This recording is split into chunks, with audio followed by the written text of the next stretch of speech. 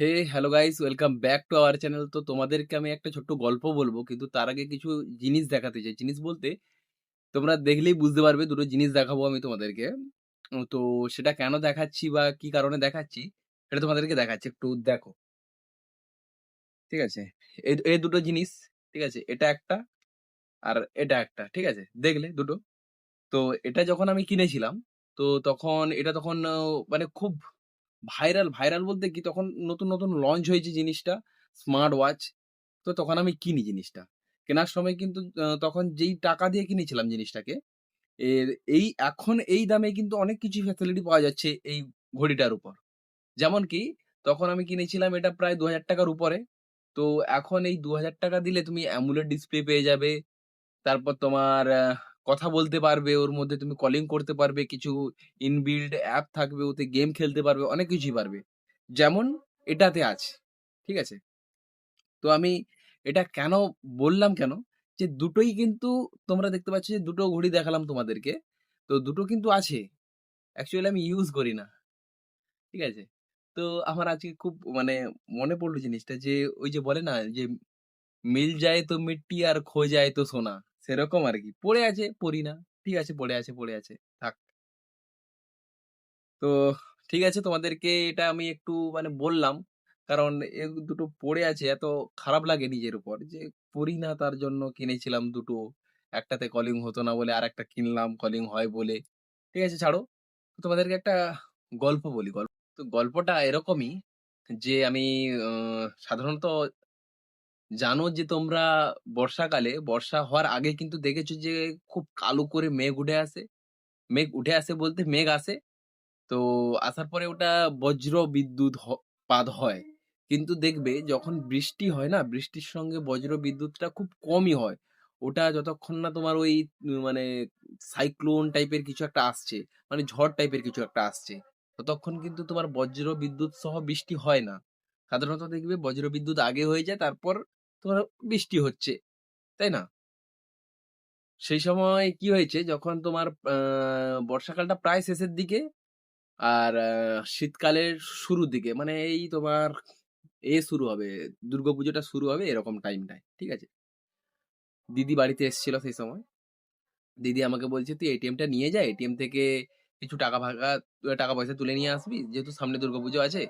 আমি বললাম যে, "ঠিক আছে, কোনো অসুবিধে নেই।" মানে সামনে দুর্গাপুজো বলতে আরো দুর্গাপুজো ছিল, কিছুদিন বাকি ছিল। দেখবে ওই সময়টা বৃষ্টি হয়, তার আগে বজ্রপাত হয় এরকম। তো আমি কি করেছি, আমি যথারীতি দিদি বলেছে, আমি সাইকেল নিয়ে বেরিয়ে পড়েছি। বেরিয়ে যাচ্ছি। আর যেতে, যেতে আমি তেমন কিছু ভাবছিলাম না যে হ্যাঁ, বজ্র হতেই পারে, বজ্রপাত হতেই পারে, বৃষ্টি হতেই পারে, কোনো অসুবিধা নেই তাতে। যাচ্ছি, যেতে, যেতে যাওয়ার পরে আমাদের এখান থেকে গেলে একটা মানে আমরা বাড়িতে থাকি, যে বাড়িতে থাকি বলছি। তো বাড়ি থেকে আমাদের বেরিয়ে কট রাস্তা যখন শেষ হচ্ছে, যখন মেইন রাস্তাতে গিয়ে আমরা উঠছি, তখন সেখান থেকে কিছু দূর গেলেই একটা জায়গা পড়ে বামনচোক নামে। তো ওই জায়গাতে যখন আমি মানে ওই জায়গাতে না, ওই জায়গা যখন ক্রস করে আমি বেরোচ্ছি, ওদের এই বামনচক স্ট্যান্ডটা, তখন ওখানে একটা কারেন্টের ওই পোতা আছে, থাম্ব পোতা আছে। ঠিক আছে? তো হঠাৎ করেই যেন মনে হলো যে বজ্রটা পড়ছে। তারপর দেখলাম বজ্রটা পড়ল। আর প্রচন্ড আওয়াজ হলো। আমার মনে হয় পাশাপাশি পড়ে গেল। তখন দেখি ওই যে কারেন্টের যে লাইনগুলো এসছিল, তারগুলো, এখানে তো আমাদের প্রায় জায়গায় তো এখন কেবল হয়ে গেছে। কিন্তু কিছু, কিছু জায়গায় অ্যালুমিনিয়ামের তার এখনো আছে। ঠিক আছে? তো ওখানে ওই অ্যালুমিনিয়ামের তারটাই ছিল। পুরো যেরকম তোমার মুভি-টুভিতে হয়, একদম আগুনে ফুললি এরকম বেরিয়ে যাচ্ছে, সেরকম হলো। আমার কিন্তু ১ম এ ওখানে পুরো ঝটকা লাগে। বিশাল পরিমাণে ভয় লাগে আমার। ঠিক আছে? এত পরিমাণে ভয় লাগে, ওখান থেকে আমার ফিরে আসতে ইচ্ছে করছিল। কিন্তু এতদূর চলে গেছি, মানে আর একটু গেলেই এটিএম, আর এটিএম থেকে টাকা তুলেই আমি বাড়ি ফিরবো। ঠিক আছে? এরকমটা পরিস্থিতি। তো গেলাম, এটিএম এ ঢুকবো। ঠিক আছে? এটিএমটা আ আছে আমাদের এখানে। কলেজ আছে। কলেজের পেছনে একটা এরিয়া আছে, ওর মধ্যেই আছে। আর ওটাকে ঘেরা আছে একটা প্রাচীর দিয়ে এটিএমটা আরকি। তো ওখানে ঢুকবো। আর এটিএমটা ঢোকার সামনেই, মানে এটিএম থেকে এটা, যদি এটিএম ধরি, এই এটিএম এ এটা এন্ট্রান্স। আর এখান থেকে একটা লাইন, মানে এখান থেকে লাইন নয়, এখানে একটা ট্রান্সফরমার বসানো আছে। ঠিক আছে? আর এখান থেকে মেইন এটিএম এ তুমি ঢুকবে, ঢুকে টাকা পয়সা তুলবে। এরকম একটা ব্যাপার। তো সেই জায়গা থেকে কি হয়েছে, আমি যখন ঢুকতে যাই, মানে ১ম জায়গায় যেই যে প্রাচীর দেওয়া আছে, প্রাচীরের যে একটা গেট তৈরি করা আছে ওর মধ্যে দিয়ে। তখনই আবার দেখি ওই যে ওখানে যে ট্রান্সফরমার ছিল, ওর মধ্যে আবার বিদ্যুতের ঐরকম পড়েছে। সঙ্গে, সঙ্গে বজ্রপাত হলো আর বিদ্যুতের ওখানে ওই ফুলকি উড়ছে এরকমভাবে। আমার ওখানে পুরো মাথা-ফাথা খারাপ, পুরো ফেটে গেছে আমার। আমি ভাবলাম আমি বোধহয় মরে গেছি। এরকম একটা অবস্থা আমার। যেহেতু এটিএম ওখানে এরকম হলো, শালা ভয়ে যে আমার কি হয়েছিল আমি তোমাদের বলতেই পারব না। হঠাৎ করে আমি কি করি মানে রাস্তার মাঝখানে চলে আসি। ১ সেকেন্ড হলে আমি মারা যেতাম। মানে আমি মারা যেতাম হয়তো আজ থেকে ৩-৪ বছর আগে আমি মারা যেতাম। ঠিক আছে? কিন্তু মারা যাইনি, সেটা ভগবানের অশেষ কৃপা যেটা বলা হয়। ওর ফলে আমি মারা যাইনি। এখনো বেঁচে আছি। সঙ্গে, সঙ্গে ওই বাসটা এলো। আমি দেখার সঙ্গে, সঙ্গেই পেছন দিকে আবার গেলাম। ভাগ্যবশত তখন কোনো বাইক আসেনি। তার জন্য আমার অ্যাক্সিডেন্টও হয়নি। আমার গায়ে একটাও কিছু হয়নি। কিন্তু ওই যে বাসের যে ড্রাইভারটা ছিল, বলছিল ওখানে বিদ্যুৎ বা বজ্রপাত যদি হয়েওছে, তুই ওখানে দাঁড়িয়ে থাক। এখানে আসছিস কেন? এখানে তোর জন্য ৪৫ টা ১০০ টা মানুষ বাসের মধ্যে আছে, ওরা মারা যেত। আর তোকে চাপা দিয়ে দিলে আমাদের উপর কেস হয়ে যেত। ভাই বিশ্বাস করবে না, ওখান থেকে আমি টাকা তুলিনি, বাড়ি চলে এসেছি। ঠিক আছে?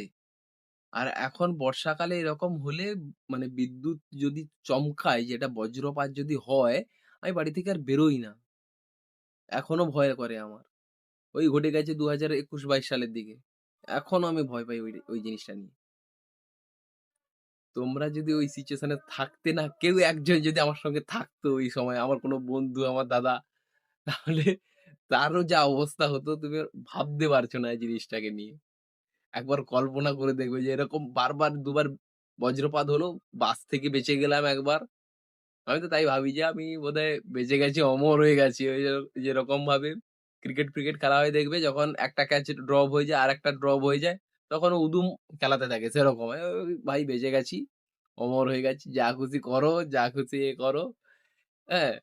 তো এটা মাঝে, মাঝে ভাবি আমি, আমার নিজের হাসি পায় যে ভাই ওখান থেকে টাকা না তুলে চলে এসেছি আমি। এইটুকু ভাবো, গেটে ঢুকে গেলেই মানে দু দু ২ সেকেন্ড লাগতো ওখান থেকে। গেটে ঢুকে গেলেই টাকা তুলে নিয়ে চলে আসতাম। তো আমি তুলিনি, ভয়েই তুলতে পারিনি। আমার হাত পা কাঁপছিল পুরো। ঠিক আছে? তো এটা একটা গল্প হলো না, একটা থ্রিলের মানে ভয়ের বিষয় হয়ে গেল কে জানে? হ্যাঁ, সেটা বড় কথা নয়। বড় কথাটা এটাই যে তোমাদের বললাম, তোমাদেরকে শেয়ার করলাম। আমি হাসছি জিনিসটাকে নিয়ে। কিন্তু তখন যা হয়েছিল আমার সঙ্গে, কল্পনার বাইরে জিনিসটা। ঠিক আছে? তো আজকের মতো এই পর্যন্তই। তোমাদের সঙ্গে দেখা হচ্ছে আমার নেক্সট ভিডিওতে। তো আজকের মতো এই পর্যন্তই। তোমাদের সঙ্গে দেখা হচ্ছে আমার নেক্সট ভিডিওতে। Tata, bye, by.